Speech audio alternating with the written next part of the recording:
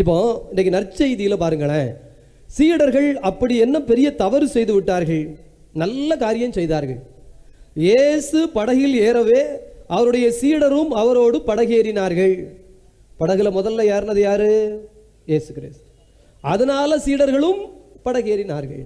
என்ன நம்பிக்கையில் படகேறினார்கள்? இயேசு இருக்கிறார், கவலைப்பட வேண்டாம், பாதுகாப்பாக கொண்டு போய் சேர்ப்பார், ஆண்டவர் எனக்கு துணை இருக்கிறார். இப்படித்தானே நம்முடைய வாழ்க்கையை நாம் ஆரம்பிக்கிறோம். இல்லைனா நீங்கள் எல்லாம் கல்யாணத்துக்கு ஒத்துருப்பீங்களா? இல்லைனா இந்த கம்பெனியில் வேலைக்கு போகலாம்னு நீங்கள் சொல்லியிருப்பீங்களா? இல்லைனா குழந்தை பெற்று எடுத்திருப்பீங்களா? இல்லைனாய்க்கு இந்த மாமனார் மாமியார்ட்ட உட்காரலாம் அப்படின்னு சொல்லி நீங்கள் சம்மதிச்சிருப்பீங்களா? இல்லைனா இந்த அண்ணன் தம்பி கூட வாழலாம்னு நீங்கள் முடிவு எடுத்திருப்பீங்களா?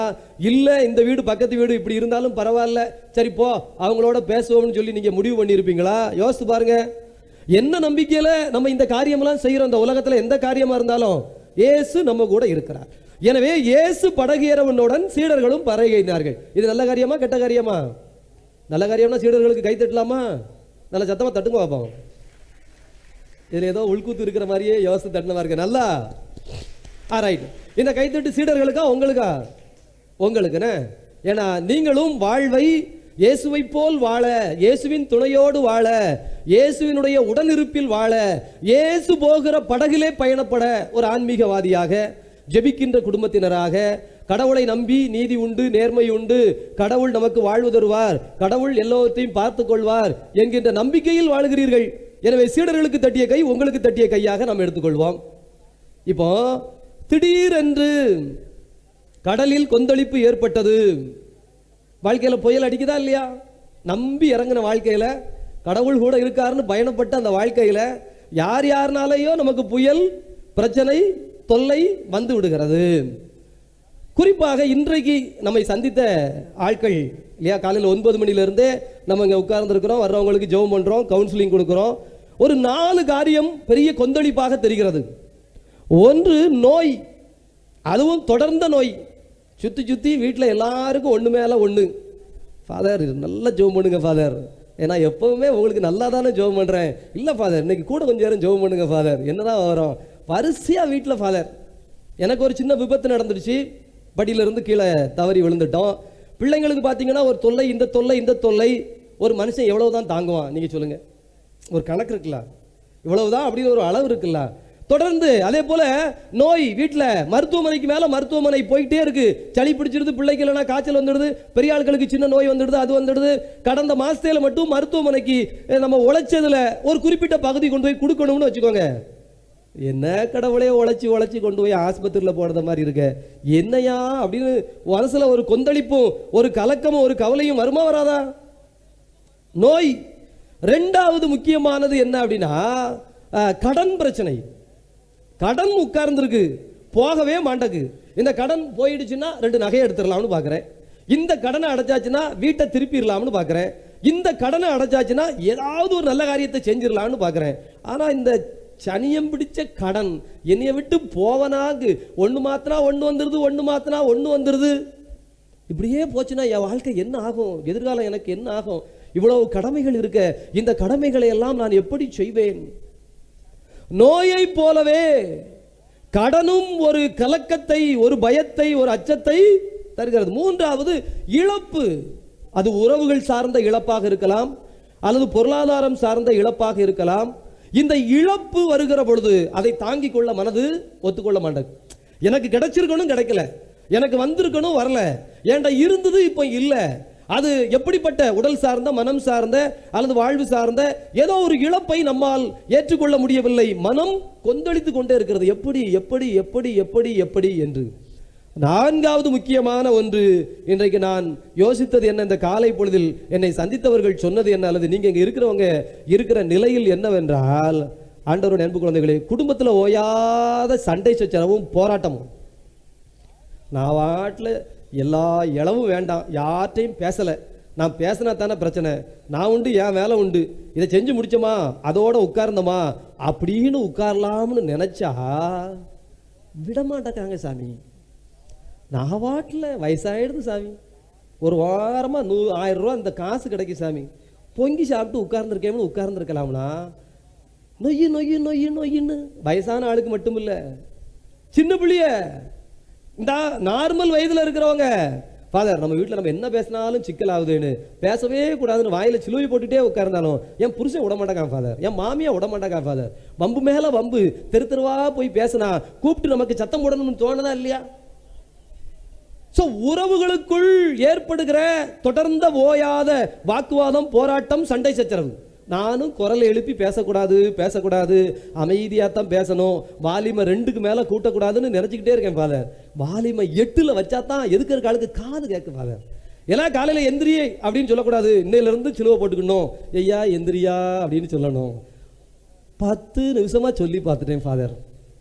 வழக்கம் போல டோனை ஏற்றி ஒரு மிதி மிதிச்சா எந்திரிச்சு போறான். இதை நான் முதல்ல செஞ்சிருக்கலாம்ல, எனக்கு 15 நிமிஷம் சேவ் ஆயிருக்குமா இல்லையா சாமி? பிரியமானவர்களே, இன்னைக்கு வந்த ஆட்கள் எல்லாம் சொன்னது 4 வகையான கொந்தளிப்பு. பிரியமானவர்களே, ஆண்டவருடைய அன்பு குழந்தைகளே, எல்லாருடைய வாழ்க்கையிலும் கடவுளை நம்பி வந்தோம், இப்படி கொந்தளிப்பு வருகிறது. வசனம் தெளிவாக சொல்லுகிறது, படகுக்கு மேல் அலைகள் எழுந்தன. படகுக்கு கீழே இருந்தா கூட சரி போ அப்படின்னு விட்டுறலாம். படகுக்கு மேல எழும்பிச்சுன்னா படகு முங்குமா முங்காதா? படகுல நம்ம உட்கார்ந்து இருக்கோமா இல்லையா? நம்ம உயிரும் வாழ்க்கையும் கேள்விக்குறி ஆகுமா ஆகாதா? அப்ப நம்ம யாரை தேடணும்? ஆண்டவரை தான் தேடணும். சீடர்களும் என்ன செஞ்சாங்க? ஆண்டவரை தேடி வந்தாங்களா வரலையா?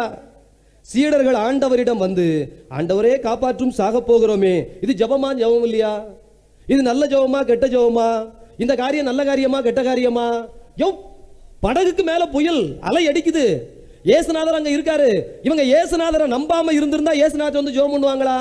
இப்போ இயேசுவே தாவீதின் மகனே எனக்கு இறங்கும்னு ஒருத்தன் கத்தி ஜெபம் பண்ணாமலா? அது நல்ல ஜெபம்னா? ஆண்டவரே சாக போறோமே, ஐயோ எங்களை காப்பாத்தும் காப்பாத்தும் அப்படின்னு கேட்டது நல்ல ஜெபம் தானே.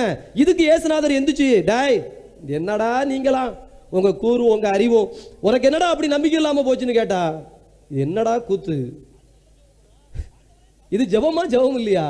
சீடர்கள் இயேசுவை எழுப்பி, ஆண்டவரே சாக போகிறோம் எங்களை காப்பாற்றும், கடவுளே என்னை காப்பாத்துன்னு தானே எல்லாரும் வந்து கை உரிச்சு நிற்கிறோம். என் குடும்பத்தை காப்பாத்து, என் பிள்ளையை காப்பாத்து, என் கணவனை காப்பாத்து, என் மனைவியை காப்பாத்து, என் சகோதரனை காப்பாத்து, என் ஃப்ரெண்டு இப்படி கிடக்கிறான், ஆண்டவனே நல்ல வழியை காட்டு, நல்ல வாழ்க்கையை காட்டு, காப்பாத்துன்னு சொல்லித்தானே ஜெபம் பண்ண வந்திருக்கோம். அந்த ஜெபத்தை தானே சீடர்கள் செய்தார்கள். இதுல என்ன பிரச்சனை? ஆண்டவருடைய அன்பு குழந்தைகளே, இப்போ ஆண்டவர் ஒரு சூத்திரத்தை, ஒரு நற்செய்தியை நமக்கு கற்றுத் தருகிறார். ஆண்டவரே எங்களை காப்பாற்றும் அப்படின்னு சொன்னதுல தப்பு கிடையாது. ஆண்டவரே எங்களை காப்பாற்றும் சொன்னதுல தப்பு இல்லை. அதுல ஒரு வசனத்தை சேர்க்கிறான், நாங்கள் சாக போகிறோம். அப்பதான் கடவுளுக்கு கோபம் வருது. உன்னை நான் சாக விடுவேனாடா? நீ என் பிள்ளை தானே, நீ என்னை தேடி வந்த குழந்தை தானே, நீ என் பையன் தானே, நான் உனக்காக தானே உயிரை கொடுத்தேன், நான் உனக்காக தானே சிலுவையை சுமந்தேன், நான் உனக்காக தானே இந்த உலகத்தில் இருக்கிற எல்லா பாரத்தையும் என் மீது தாங்கி கொண்டேன், உன்னை சாக விடுவேனா?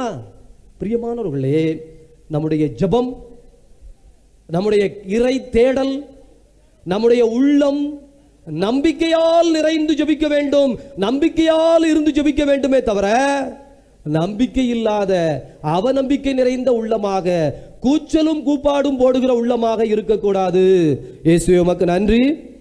நல்ல சத்தமா இன்னொரு தடவை நல்ல வசனம் தந்த இயேசுவே உமக்கு நன்றி. இயேசுவே உமக்கு நன்றி. எனக்கு அற்புதமான செய்தியை தந்த இயேசுவே உமக்கு நன்றி. இயேசுவே உமக்கு நன்றி. நம்பிக்கை நிறைந்த உள்ளத்தோடு வாழ அழைத்திருக்கிற இயேசுவே உமக்கு நன்றி. இயேசுவே உமக்கு நன்றி. என்னோடு இருக்கிற இயேசுவே உமக்கு நன்றி. புரியுதுங்களா? அப்போ இயேசுவே உமக்கு நன்றின்னு நீங்க சொல்லிட்டே இருக்கணும். எப்படி? நம்மோடு, என்னோடு.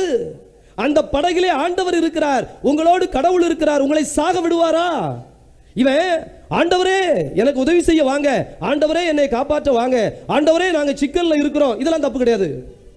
சாக போகிறோம் என்று எதிர்மறையாய் ஒரு எண்ணத்தை கொண்டு வந்தது தவறு. இது எதனால ஆண்டவர் இதை சொன்னார் அப்படின்னு நான் யோசிக்கிற பொழுது, பழைய ஏற்பாட்டிலே தொடக்க புத்தகத்திலே இதோ இந்த ஈசாக்கினுடைய பிள்ளைகள் 2 பேர், ஏசா யாக்கோபு. ஏசா யாக்கோபு 2 பேருக்கும் இதோ பிள்ளைகள், இந்த 2 பிள்ளைகளும் ஈசாக்கிற்கு பிறந்த பிள்ளைகள். இப்ப அங்க ஒரு சின்ன சிக்கல் நடக்கு. என்ன? ஆபிரகாமின் கடவுள், ஈசாக்கின் கடவுள், யாக்கோபின் கடவுள்னு சொல்றோம்ல. ஆனா மூத்த பிள்ளை யாக்கோபா ஏசாவா? ஏசா. அப்ப ஏசாவின் கடவுள் அப்படின்னு சொல்லியிருக்கணும். ஆனா அது யாக்கோபின் கடவுள்னு மாறிடுச்சு. எதனால மாறிச்சுன்னா, ஒரு நாள் ஒரு சம்பவம் நடக்கிறது. என்ன சம்பவம்? இதோ இந்த யாக்கோபு வீட்டிலே கூழ் காய்த்து கொண்டிருக்கிறான். ஏசா வேட்டைக்கு போயிட்டு வருகிறான். வந்தவன் கேட்கிறான், எனக்கு கொஞ்சம் கூழ் கொடு. அப்போ இந்த யாக்கோபு சொல்லுகிறான், நம்ம 2 பேரும் ரெட்ட பிறவி கால பிடிச்சிக்கிட்டு தான் பிறந்தோம். அதனால நீ உன் தலை முன்னாடி வந்துடுதுங்கிறதுக்காக நீ மூத்த பிள்ளைன்னு சொல்றாங்க. நான் அதை ஒத்துக்கிட மாட்டேன். உன்னை விட நான் தான் பண்பா இருக்கேன், பணிவா இருக்கேன், நான் தான் கடவுளுக்கு உகந்த பிள்ளையா இருக்கிறேன். அதனால உன் தலைச்சன் உரிமையை எனக்கு கொடுத்துரு, இந்த கூளை உனக்கு தாரேன். ஏன்னா தலை மேல இருக்கு, வயிறு கீழே இருக்கு. நல்லா கவனிங்க. முதல்ல தலை தானே வெளியில வருது குழந்தை பிறக்கும் போது, அதுக்கு பிறகு தானே மற்ற உடம்பினுடைய பகுதி வருது. அப்ப தலை முக்கியம். அப்போ நான் தலையாய் மாற வேண்டும், நான் வயிறாய் இருக்க விரும்பல. சாப்பாடு வேணா உனக்கு தந்துடுறேன், வயிறை நீ வச்சுக்க, எனக்கு தலையை கொடுன்னு கேட்கிறான். இவன் சொல்றான் ஒரு வசனம். யார் சொல்றா? ஏசா, நானோ சாக போகிறேன், இந்த தலைச்சன் உரிமையால் எனக்கு என்ன புண்ணியம், இந்த வச்சுக்க. நல்லா யோசிச்சு பாருங்க. காலையில அந்த பையன் சாப்பிட்டுட்டு வேட்டைக்கு போயிருக்கான். சரி, காலையில சாப்பாடு இல்லைன்னே வச்சுக்கோமே, நைட்டு சாப்பிட்டு இருக்கிறான். முதல் நாள் வேட்டைக்கு போயிட்டு நல்லா சாப்பிட்டு கொடுத்து தூங்கியாச்சு. காலையில் எந்திரிச்சோடனே வேட்டைக்கு போனான், களைத்து போனான், சோர்ந்து போனான். இப்போ வந்திருக்கிறான். ஒரு நேரம் சாப்பிடலைன்னா செத்துருவானா? நீங்க உங்க பிள்ளைங்கிட்ட சில சமயம் கேட்குறீங்களா, கூப்பாடு போடும், சாப்பாடு இன்னும் வைக்காம என்ன பண்ணுதுன்னு. எம்பளை ஒரு தடவை சாப்பிடட்டா செத்தா போவ, ஒரு அரை மணி நேரம் காத்திருந்தா என்ன உயிரா போயிரும், சும்மா கடை அப்படின்னு சொல்றோம்ல, அதே ஒரு சம்பவம் தான். அன்பு குழந்தைகளே, இங்கே சாக போகிறோம் என்கின்ற அளவிற்கு அவன் தன் மனத்தை நோய்வாய்ப்பட, தன்னுடைய மனத்தை இறக்கி வைக்க, அல்லது தன்னுடைய மனக்கத்திலே ஒரு கலக்கம் உண்டு பண்ணி விட்டதால் அந்த ஏசா தன்னுடைய தலை உரிமையை யாக்கோபுக்கு கொடுத்து விட்டு தான் வயிறு என்பதை ஒத்துக்கொண்டான். அதனால் அபிரகாமின் கடவுள், ஈசாக்கின் கடவுள், ஏசாவின் கடவுள் என்று சொல்லப்படாமல் அபிரகாமின் கடவுள், ஈசாக்கின் கடவுள், யாக்கோபின் கடவுள் என்று மாறிச்சு. அப்ப அப்படிப்பட்ட ஒரு காரியத்தை யார் சொல்றா? சீடர்கள் சொல்லுகிறார்கள். ஆண்டவர் சொல்லுகிறார், உன்னை திக்கற்றவனாக விட மாட்டேன், உன்னை இழிந்து போக விட மாட்டேன், உன்னை ஒன்றுமில்லாமல் போக செய்ய மாட்டேன், நான் உன்னை எப்படி இருக்க செய்வேன் என்று சொல்லுகிறார். என்றால் உறுதியோடு இருக்க செய்வேன், மலை போல் இருக்க செய்வேன். நீயோ வலியோடும் வல்லமையோடும் வல்லமையோடும் வாழ பிறந்த குழந்தை, நீயோ இப்படி ஏன் அழுது புலம்பி சாகிறாய்? கேட்கணுமா கேட்கக்கூடாதா? திட்டணுமா திட்டக்கூடாதா? சத்தம் போடணுமா சத்தம் போடக்கூடாதா? அன்பு குழந்தைகளே, ஆண்டவர் எனவே ஒரு வழியை உங்களுக்கு காட்டி தருகிறார். அது என்ன வழி அப்படின்னா நல்லா கவனிச்சுக்கோங்க. சின்ன வயசுல உங்களுக்கு ஒரு கதை சொல்லியிருப்பாங்க. ஒரு சின்ன கோடு போட்டுட்டு இந்த கோட்டை அழிக்க கூடாது, ஆனா இந்த கோட்டை என்ன செய்யணும், இதை விட சின்ன கோடா மாற்றணும். ஸ்கூல்ல சொல்லி தருவாங்க. ஒரு கோடு போட்டுருவாங்க, இந்த கோட்டை அழிக்க கூடாது, ஆனா இந்த கோடு சின்னது அப்படின்னு சொல்லணும். எப்படி சொல்லுவீங்க? நல்ல பெரிய கோடா போட்டா, பக்கத்துல அதை விட பெரிய கோடா போட்டா இந்த கோடு இந்த கோட்டை விட சின்னது. இப்படி ஒரு சூத்திரத்தை சொல்லிக் கொடுத்தார்கள். ஆண்டவர் இயேசுவும் அதைத்தான் சொல்லுகிறார். புயல் அடிக்கட்டும், அலை எழும்பட்டும், படகு வந்து மோதட்டும், நீ அதை விட வலிமை உள்ளவனாக இருந்தால், இந்த அலையை விட நீ வலிமை உள்ளவனாக இருந்தால், அலையை கண்டு அஞ்சுவாயா? படகை கண்டு மூழ்க போகிறது என்று அழுவாயா? சாக போகிறோம் என்று புலம்புவாயா? ஆகவே ஆண்டவருடைய அன்பு குழந்தைகளை, ஆண்டவர் சொல்லுகிறார், உன்னுடைய நம்பிக்கை குறைந்ததால் நீ சாகுறோம் என்று நினைத்தது தவறு. ஆகவே இன்றைக்கு இந்த மத்தேயு நற்செய்தியினுடைய மையமான வசனம் என்னவென்றால், இதோ திருப்பாடல் 125:1 ரொம்ப அழகாக நமக்கு சொல்லித் தருகிறது. திருப்பாடல் 125:1 வாசிங்க. ஆண்டவர் மீது நம்பிக்கை வைத்துள்ளோர், ஆண்டவர் மீது நம்பிக்கை நீங்க வச்சிருக்கணும். அதுதான் பாயிண்ட். ஏன்னா இயேசு இருக்காரு, நம்ம கூட தான் இருக்காரு. ஆனா அவர் மீது நம்பிக்கை இல்லாம அவர் கூட வச்சு நீங்க என்ன பண்ண போறீங்க? வாசிங்க. சீயோன் மலை போல் என்றும் அசையாது இருப்பார். சீயோன் மலை போல் என்றும் அசையாது இருப்பார். Praise the Lord. Hallelujah. Praise the Lord. Amen. அன்பு குழந்தைகளே, சீயோன் மலை போல அசையாது இருக்க வேண்டும் என்றால் நம்பிக்கையை ஆண்டவர் மீது வைத்துவிட்டு, அப்ப ஆண்டவர் மீது நம்பிக்கை வைக்கின்ற உள்ளம் பதறாது, ஆண்டவர் மீது நம்பிக்கை வைக்கின்ற உள்ளம் எதிர்மறையாய் சிந்திக்காது, ஆண்டவர் மீது நம்பிக்கை வைக்கின்ற உள்ளம் அசையாது இருக்கும் எப்படிப்பட்ட சூழ்நிலையிலும். ஆனால் நம்முடைய நம்பிக்கைகள் பெரும்பாலும் எதில் இருக்கிறது என்றால், எசையா புத்தகம் 30வது அதிகாரம் 12வது வசனம். ஆதலால் இஸ்ரேலின் தூயவர் கூறுவது இதுவே, என் எச்சரிக்கையை நீங்கள் அவமதித்தீர்கள், அடக்கி ஆள்வதிலும் ஒடுக்குவதிலும் நம்பிக்கை வைத்தீர்கள். புரிஞ்சுதா? நம்ம எதுல நம்பிக்கை வைக்கிறோம், அல்லது நம்மை சுற்றி இருப்பவர்கள் எதில் நம்பிக்கை வைக்கிறார்கள்னா, உன்னை அடக்கி ஒடுக்கிட்டா அவங்க ஜெயிச்சிடலாம் நினைக்கிறாங்க, அல்லது நீங்க யாரையாவது அடக்கி ஒடுக்கி ஆளுமை செஞ்சுட்டா நீங்க வெற்றி பெற்றதாகவோ அல்லது வாழ்ந்ததாகவோ உயர்ந்ததாகவோ நம்முடைய நம்பிக்கை எதுல வைக்கிறோம்? அடக்கி ஆள்வதில். அதே போல எசையா புத்தகம் 36வது அதிகாரம் 6வது வசனம். இதோ முறிந்த நாணற்கோல் போன்ற எகிப்தின் மீது நீ நம்பிக்கை வைத்துள்ளாய். இன்னொன்று, இந்த மனிதர்கள் முறிந்து போன எகிப்து பெரிய நாடு. இந்த இஸ்ராயல் மக்கள் யார் மீது நம்பிக்கை வைத்தார்கள்? கடவுள் மீது நம்பிக்கை வைப்பதற்கு பதிலாக எகிப்து கை கொடுக்கும் என்று ஆண்டவர் சொல்லுகிறார். முறிந்து போயிடுச்சு, அந்த குச்சி முறிஞ்சு போயிருக்கு. அதனால என்ன ஆகும்? வாசிங்க. ஒருவன் அதை ஊன்றுகோலாக கொண்டால் அவன் கைக்குள் ஊடுருவி சென்று காயப்படுத்தும். யார உதவிக்குன்னு நீங்க கடைசியில தேடினீங்களோ அவங்களே உங்களுக்கு ஓத்திரி எடுத்து வச்சுட்டு போறாங்களா இல்லையா? நீங்க யார சப்போர்ட்டுக்கு வருவாங்கன்னு நினைச்சீங்களோ கடைசியில அவங்களே உங்களுக்கு தொந்தரவு ஏற்படுத்தி வச்சுட்டு போறாங்களா இல்லையா? எவ்வளவு காரியம் நமக்கு நடந்திருக்கிறது. எனவே முறிந்து போய் கிடக்கின்ற பலம் பொருந்தியவர்கள் என்று நீ நினைக்காதே, அவன் முறிந்து போய் கிடக்கிறான். அதுக்கு அடுத்து திருப்பாடல் 49, எசையா புத்தகம் 47:10. உன் தீ செயலில் நீ நம்பிக்கை வைத்தாய், என்னை காண்பார் யாருமில்லை என்றாய். யாரும் என்னைய பார்க்கல, அதனால நான் தீச்செயல் செய்வேன் அப்படின்னு அதில் நம்பிக்கை வைக்கிறவர்கள். திருப்பாடல் 49:6. தம் செல்வத்தில் நம்பிக்கை வைத்திருக்கின்றவரே தம் செல்வ பெருக்கை குறித்து பெருமையாக பேசுகின்றனர். செல்வத்தை பத்தி நல்லா பெருமையா பேசணும். செல்வ பெருக்கல நம்பிக்கை வைக்கிறவர்கள் தீமை செய்வதில், அடக்கி ஆள்வதில், இதோ முறிந்து போய் கிடக்கிற ஆனால் நாம் பெரிய பணக்காரன், அவன் அதிகாரி, அவன் அதிகாரம் படைத்தவன் என்ற மீது நம்பிக்கை வைக்கிறோம். ஆனால் விவிலியம் சொல்லுகிறது, ஆண்டவர் மீது நம்பிக்கை வைக்கிறவர் மட்டுமே சீயோன் மலை போல. அப்ப நீங்கள் எல்லோரும் இங்கே வந்திருக்கிறீர்கள் என்றால் சீயோன் மலை போல நீங்கள் உறுதியான மனநிலையோடு இருக்க வேண்டும். ஏனெனில் ஆண்டவரை நம்பித்தானே வந்திருக்கிறீங்க. Hallelujah, praise the Lord, praise the Lord, amen, ஆமென்.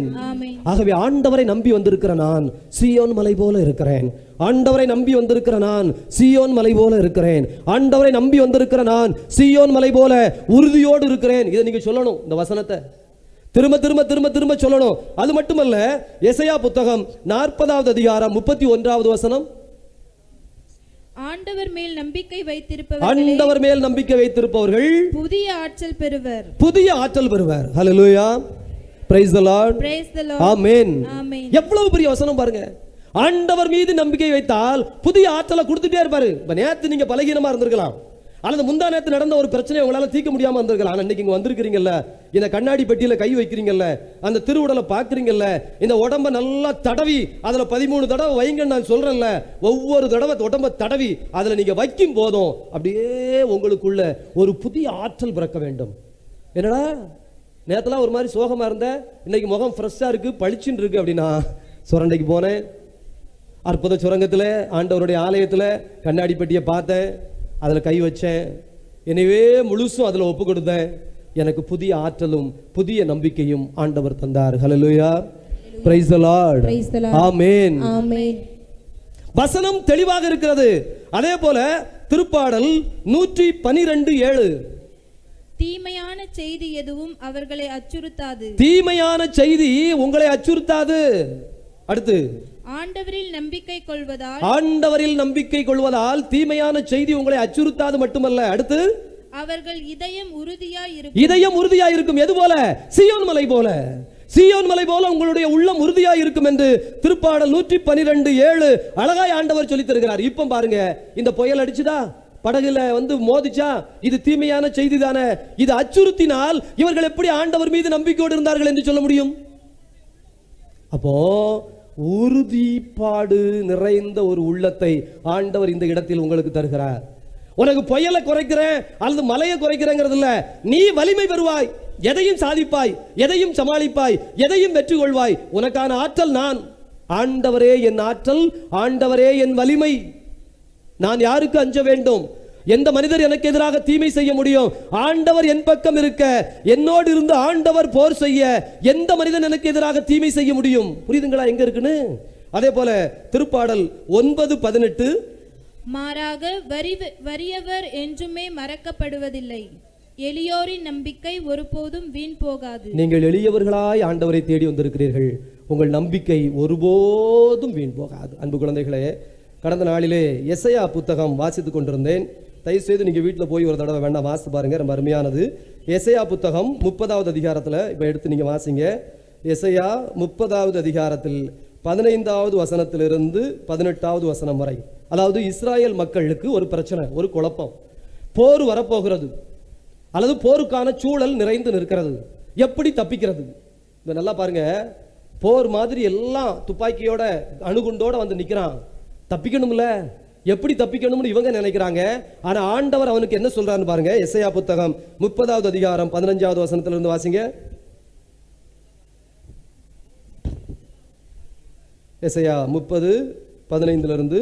என் தலைவரும் இஸ்ரேலின் தூயவருமான ஆண்டவர் கூறுவது இதுவே, நீங்கள் என்னிடம் திரும்பி வந்து அமைதியுற்றால் விடுதலை பெறுவீர்கள்.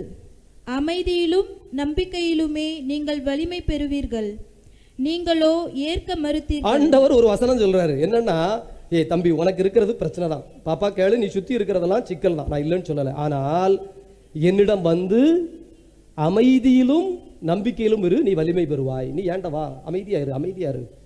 படகுல அதைத்தான் இயேசு சொல்றாரு. மார்த்தா மரியாள் ஊமையில அதைத்தான் இயேசு சொல்றாரு. கொஞ்சம் அமைதியா இரு, 2 நிமிஷம் பொறு பொறு பொறு பொறு பொறு, இதை சொல்லுகிறார். ஆனா இவர்கள் அதை ஏற்க மறுக்கிறார்கள். ஆண்டவர் சொல்லுகிறார், நான் உன் கூட இருக்கேன், பயப்படாத பயப்படாத, உட்காரு, 1 நிமிஷம் அமைதியா இரு, நீ வலிமை பெறுவாய், உனக்கான வலிமையை நான் தருகிறேன். ஆனா அவங்க என்ன சொன்னாங்க? 16வது வசனம், முடியாது முடியாது, நாங்கள் குதிரை ஏறி விரைந்தோடத்தான் செய்வோம். லூசா நீ, போர் துரத்திக்கிட்டு வரான், கையில துப்பாக்கி வச்சுக்கிட்டு வரான், சுட்டு தள்ளிட போறான், அதனால நாங்க குதிரை ஏறி ஓடிடுவோம், குதிரை ஏறி தப்பிச்சுடுவோம், பயந்து ஓடுறது. தொடர்ந்து வாசிங்க. ஆம், தப்பியோடத்தான் போகிறீர்கள். ஆண்டவர் சொல்றாரு, ஆமாப்பா நீ தப்பி ஓடத்தான் செய்வ. விரைந்தோடும் தேரில் ஏறி செல்வோம் என்கிறீர்கள். ஆம், உங்களை துரத்தி வருபவர் விரைந்து வருவார். ஆமா, உன்னை துரத்துறவனும் விரட்டி வருவாம்ல. நீ எவ்வளவு தூரம் தப்பிச்சிருவ, நீ எவ்வளவு தூரம் போயிருவ, நான் உனக்கு ஒரு வழி சொல்லித்தாரேன். நீ ஏண்டவா, அமைதியாயிரு, நம்பிக்கையோடு இரு, நீ வலிமை பெறுவாய், நீ வெற்றி பெற நான் வழி சொல்லித்தாரேன்னு. ஆனா நீ என்ன சொல்ற? இல்ல இல்ல, நான் குதிரை ஏறி தப்பிச்சிருவேன், உன்னை துரத்துறவனும் துரத்துவான். அடுத்த வசனம் நீங்க, ஒருவன் மிரட்ட நீங்கள் 1000 பேர் ஓடுவீர்கள். ஹல்லேலூயா, ஹல்லேலூயா, பிரைஸ் தி லார்ட். நல்லா கவனிச்சுக்கோங்க. நீங்க ஒரு மெத்தடை எடுத்து தப்பிச்சிடலாம்னு இந்த சீடர்களை மாதிரி பதறி பதறி ஓடும் போது ஒருத்தன் துரத்துவான், நீ எத்தனை பேர் ஓடுவ? எங்க 1000 பேர் ஓடணுமாங்க? ஒரு பிரச்சனை வரும், நீ வாழ்க்கையே முடிஞ்சதும்ப. இந்த சொன்னானா சாக போகிறோம், ஐயோ என் பிரச்சனை எல்லாம் முடிஞ்சது, என் தலையெழுத்தே முடிஞ்சது, என் வாழ்க்கையே முடிஞ்சதுன்னு ஒரு சிக்கல் வரும், ஒரு சத்தம் கேட்கும், நீ என்ன நினைத்துக் கொள்வாய்? எல்லாம் முடிந்தது என்று. அடுத்த வசனம், ஐவர் அச்சுறுத்த நீங்கள் உயிர் தப்பி ஓடுவீர்கள். ஐவர் அச்சுறுத்த நீங்கள் உயிர் தப்பி ஓடுவீர்கள். ஆகவே நீ என்னிடம் வா, அமைதி அடைந்து நிதானமாய் நம்பிக்கையோடு என் அருகில் உட்காரு, நான் உனக்கு வலிமை தருவேன். அந்த வலிமை எப்படிப்பட்ட வலிமை? திருப்பாடல் 125:1 வாசிங்க. திருப்பாடல் 125:1.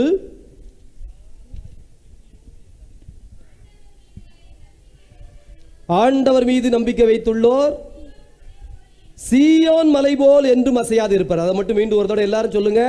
ஆண்டவர் மீது நம்பிக்கை வைத்திருப்போர். சொல்லுங்க, ஆண்டவர் மீது நம்பிக்கை வைத்து. எல்லாம் சேர்த்து சத்தமா சொல்லுவோம்.